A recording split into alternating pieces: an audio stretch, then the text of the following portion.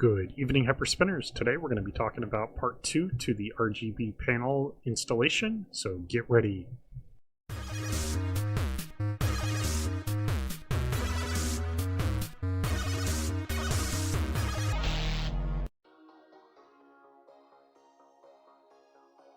Alright, things are looking sweet. I got some buttons installed here, and let's go and do another one. So there's the button, and what we're going to do is just slide in.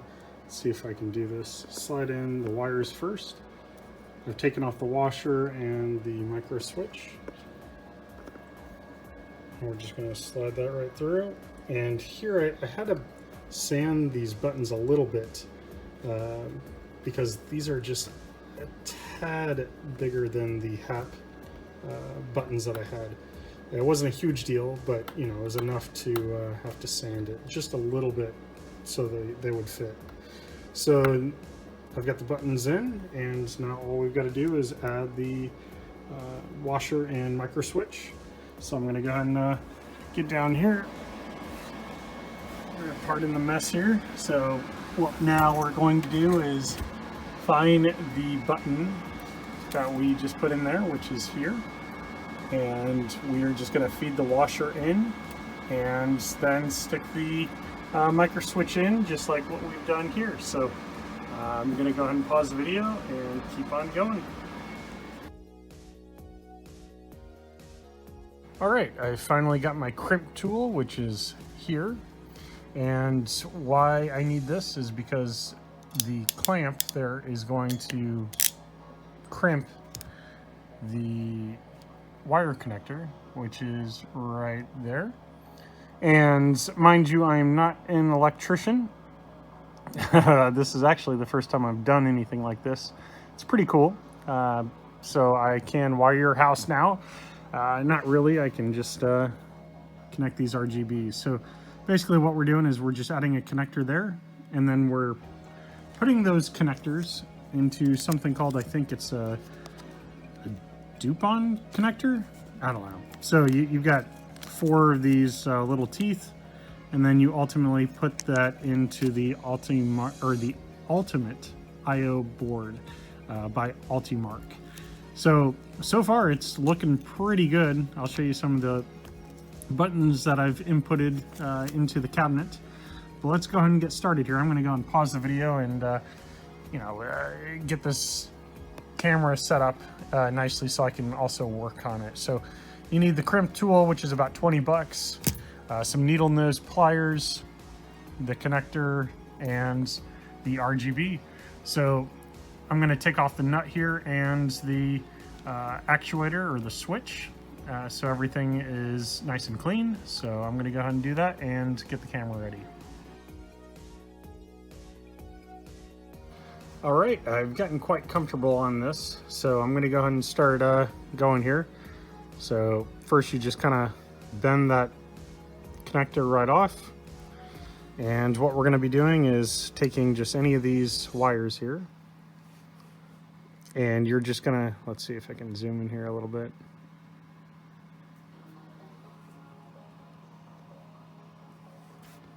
So what we're going to do is just slide the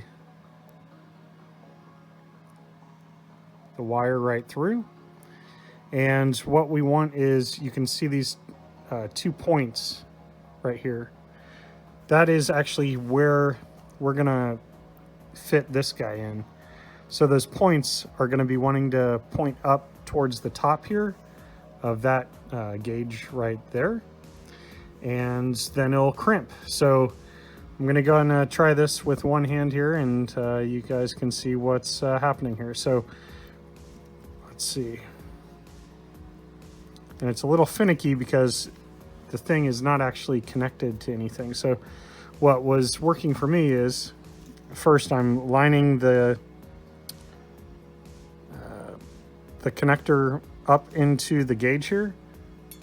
Click it once so it's somewhat together here. And I am just lifting it through. And here is the look of it. I want those teeth pointing up against the thin part up at the top there. And what I'm going to do is feed that wire through the connector so it's nice and tight. I'm going to push it all the way through and want to make sure that it's actually through the connector. So I apologize, that's the best you're going to be able to see that. And something that I messed up on the very first one that I did, I actually chopped the wire off. So you want to make sure that the little metal teeth on that connector is slightly out, and you'll be able to finish the shape of it with the needle nose pliers. So here we go, just to make sure, and then we're gonna just squeeze. So the crimp tool does literally all the work. You just squeeze the thing, and that's a pretty good crimp. I've gotten a lot better at it. The first couple were totally mangled, and all I'm gonna do is just shape that end with the needle nose. I'm just gonna give it a nice squeeze, kind of make it a little circular, and that guy just needs to go in this Dupont connector. I don't know what it's called. I'll put the links in the description below, but this little guy. So something that I figured out on my own, basically the order of these colors. So you can see there's all the pins that hold the connectors in place. The board itself on the Ultimate I/O board has the color combination. It's blue, green, red, and yellow. So the first one is blue, and that's on the left-hand side because I'm connecting these pins on the right-hand side of the Ultimarc Ultimate I/O board first. I'll show you guys that after I get these other ones done here. So I'm gonna go, so I took my time on this first one to show you, but something to also keep in mind that you know that it's in if you kind of tug on it and it's not moving. So just kind of keep that in mind, but that's just to get the cleanest connection. So let's go and finish this off here and move on to the next step here. So again, I'm going to take the connector, I'm going to break off some of this, and this does take some time. So turn on some music or something, you know, just take your time. It will take time. So this first step, I've skipped sometimes because I figured the wire is just going to come out again while I'm getting this crimp tool up. So here's the crimp tool again. You can see that there's a thinner tooth that's pushing up against that larger one, and that is the angle that we're going to be doing. So I found it best if you hold the crimp tool up against your floor or your knee or something, so you have the tool itself is steady while you're feeding that wire in and making sure you don't you know, squeeze the wire off, which is super annoying. So again, need patience. This is going to take time, especially if you want it done right. But you're looking at a genuine noob here, so maybe I'm just taking forever, but I don't see how you could do this any faster. So that is, man. See, every time you make a movement, that wire comes out. And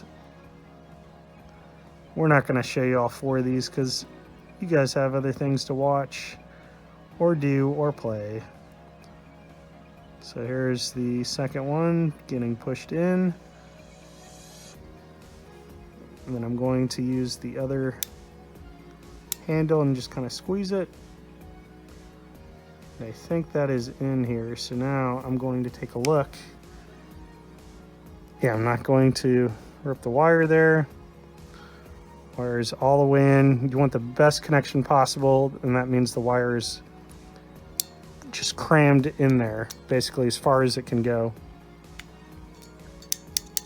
All right, let's see. Yep, not too shabby. So it's been a while since I made a video. I was in the middle of this tutorial with the RGB buttons. I got this crimp from Hobby King, I think it was, and basically it shipped from China, and it took literally a week or two to get that shipment. So that's the green wire. So we're gonna go and slip that in right next to the blue. And I'm gonna go ahead and do the other two, and you don't need to necessarily watch. Well, why not?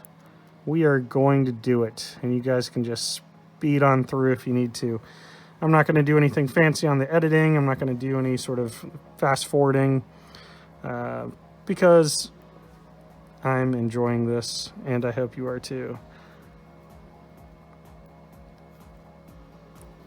So I'll show off the buttons that I've put in so far, and believe it or not, I have not taken off the panel to the, the arcade cabinet at all to do any of this. So that's been a little entertaining at that same time, but it has worked out pretty well. So we're gonna make sure that I'm not gonna clip the wire there. Wires all the way through. And there we go. So yeah, I've got one button that I totally just clipped the green wire to. It was the very first one I did. So like I said, I've never done anything like this, and it's really fun. I could see why people really enjoy it. All right, so we got one more, and then we're gonna go ahead and add this to the IO board. Well, let's fit this just for the sake of workflow here. I've got the yellow one, so that's the last hole there. Make sure that's in.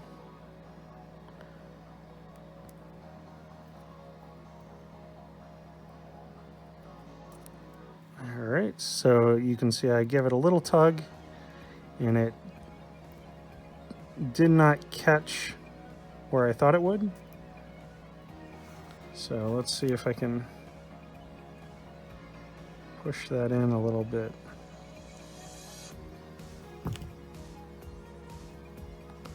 Better. All right, so we got one more. We got the red one, it looks like, and we gotta find that connector. Now that's fun. Here we go. Connector is here, and we are going to crimp.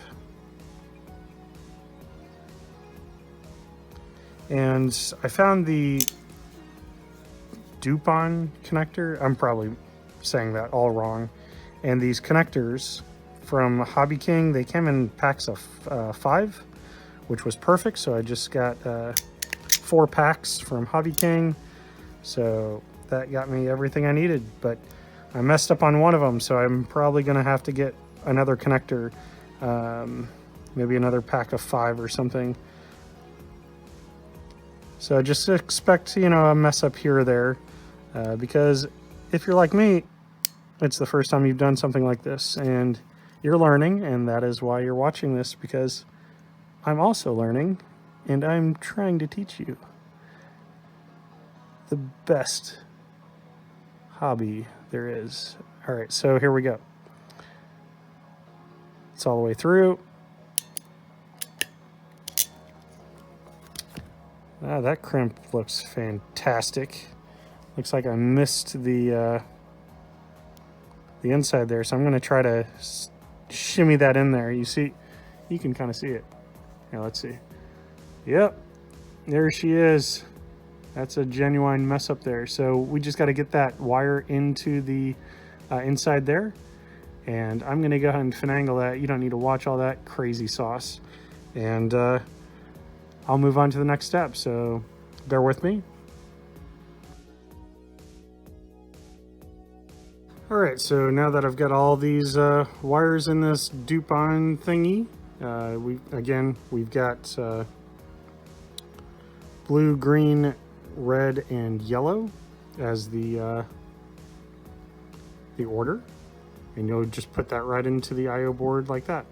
So something that I've been doing is I just give this a little twirl with my finger, and it just basically I'm tying the wires a little together. I'm just giving a little twist. It's not going to be super tight, but it's at least going to look a little cleaner when you put this in, and you'll be able to kind of see where this is all coming from the board to the button here. So just give it a couple twists, and if there are any kinks in here, just, you know, take that out. We're just kind of, you know, connecting these, so that's all that is. So now we are going to take a look at the board here, and let me get that out. And while I'm here, what I'm going to do is I'm going to take the top of the button out, because I've been putting buttons or inserts in here. And what I found is I've got 4 copies of the same button. And what I've been doing is I've been stacking those, and then I place the button insert right on top of the spring, and I just cram it right in there, and it looks great. So I'm going to go ahead and get that set up to show you. All right, here is the progress. You can see the buttons are looking fantastic. It's on a demo mode here, so try to get some of this stuff here. Yeah, the quality here doesn't really do its justice. Seeing it in person is a different kind of experience, of course, but what we're going to do is we are going to feed. It doesn't help that the light's blazing through the bottom here. We're just going to stick that button right in there. And this was a little tricky for me. These buttons are, man, just a tiny bit bigger than the HAP buttons that I had. I mean, all I did was I took sandpaper to make the hole big enough, but I know each one of these holes fit. It's just finding the right angle, and it can go straight down. So the buttons themselves aren't bigger, it's the little teeth at the bottom. For whatever reason, I'm not sure, but I just ended up sanding it with sandpaper a little bit, and it you know, made its way through. So the button's in, you can see sort of, there's the LED. And what we're going to do next is take the top of that button, which is here, and take that spring out. And then I'm going to take the graphics that were made. Well, I made them, but Custom Graphics 1 off Facebook has printed these off. And what I found was the thickness is fine, but the blackness on these buttons needed to be darker, and it worked out perfect because I've got basically 4 or 5 sets here, and what I do is I just layer the same button 4 times on this spring. So I'm going to go ahead and pause that and peel off some of these because it's kind of a hassle with one hand. So I will get you in the next clip here. All right, back at my high-tech camera holder here. All right, so we've got the spring here, and what I've been doing is I've just first placed the button right along the top, and this is, I believe the size is 0.67 centimeters, and it fits perfect on that thing. So what I do is I just layer it on the button itself. So you can see it's pretty much opaque. You can kind of see the spring right now. So that's where the extra layer, well, 4 layers, if you will, comes into play. The trickiest part is just making sure that things are, on straight, and, you don't see any sort of overlap. So there's the buttons here.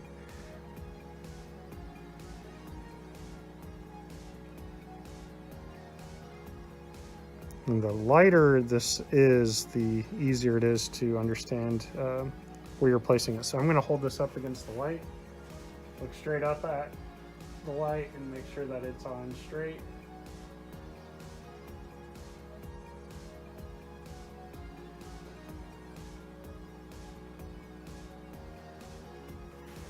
All right, so that is layer 1. I just placed it over the top. It's looking pretty good. And we're gonna do that 2 more times.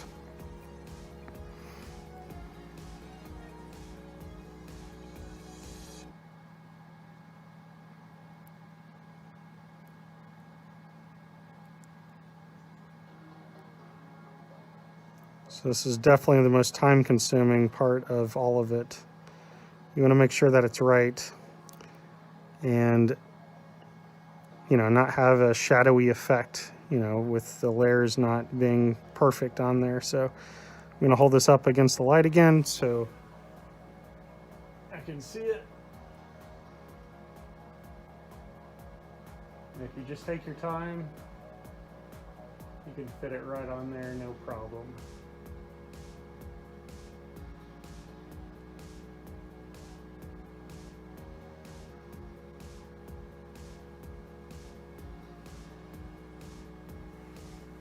There you go, there's another one.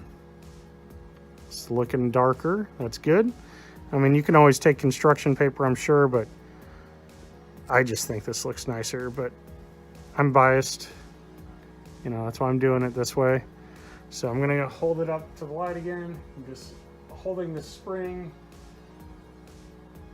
right up to the light, so the hole that is allowing light to pass helps you identify where this is at.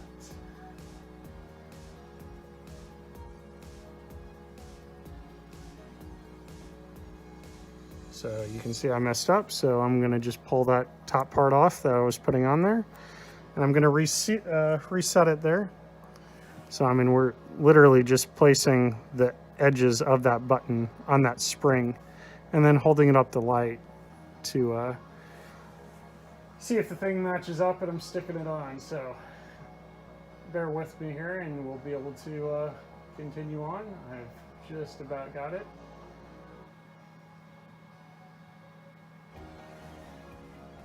All right, I'm pretty happy with it. So here you go, I've got all 4 layers on there. You can see that's just on the spring. It moves along with the spring, and there's your button. So what we got to do now is just take this guy, and we are just placing the button how you want it to set in there. And since it's on the spring, you can basically twist the spring if you are not aligned, you know, 100%. But this pushes right in there. So you can see, there you go. So call me crazy, but it's worked. I mean, this is how I've done every one of these buttons. And if it doesn't, you can see it's not 100% straight on there. So what I've been doing is I've been taking a screwdriver, or I've been, you know, you can kind of see I'm playing with the spring here, just trying to get it pushed in there. And you can see it's already straightening up. But if that does get off center, then I'm literally just twisting the spring or just playing with it here, because it's stuck to the spring right now. And I'm not worried about it getting stuck in there, because it's not gotten stuck in there thus far. It's fit like a glove. 0.67 centimeters was the measurement there. You can see that's actually pretty straight, just playing with it here. So that is all there is to it, and then you just stick that right in the button, and it looks fantastic. So let's go ahead and do that, and all I'm going to do is push the spring down, squeeze the ends together, and push it in. So here we go.